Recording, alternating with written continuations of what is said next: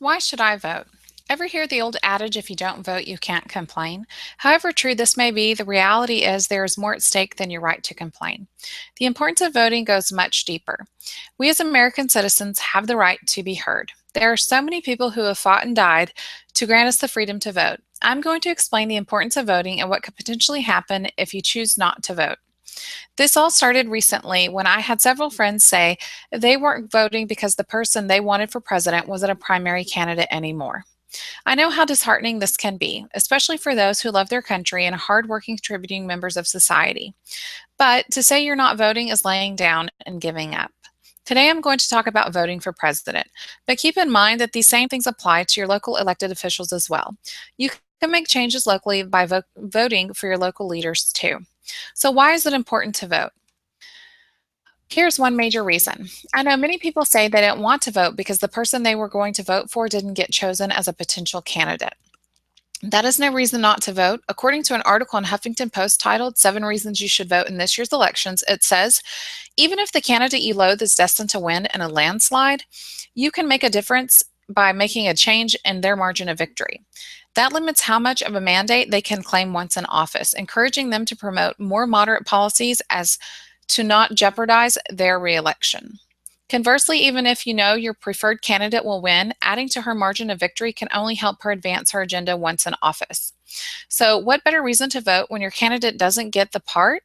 At least you still have a say and you can limit their abilities to just take over the White House and do whatever they please. Even if your candidate didn't make the pick, doesn't mean you should give up and turn your head the other way. This country still needs your vote, and your vote does make a difference. How many people actually vote? I found some statistics on how many people actually do or don't vote in this country. It's pretty shocking to know that people don't vote. In 2008 US Census Bureau, they say that only 63% of all people registered to vote actually voted.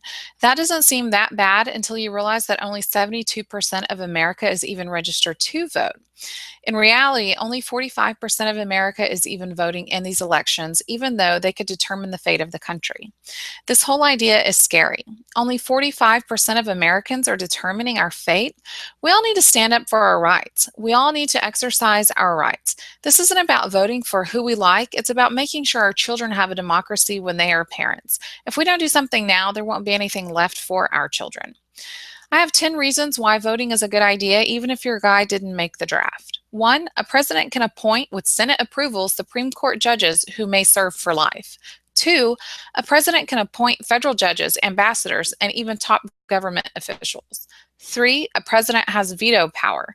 4. A president is the commander in chief with tremendous influence in declaring or ending war. 5. A president can call out troops for short term military action both here and abroad. 6. A president has federal pardon power. 7. A president can issue executive orders that do not require congressional approval. 8. The president has the power to influence legislation. 9. A president represents our country and interacts with world leaders. And 10. A president can make treaties. Any one of the above 10 reasons is a good reason to vote, let alone all 10 reasons. A president has more power than we think, and if we don't use our voice to let them know what we won't tolerate, then gosh,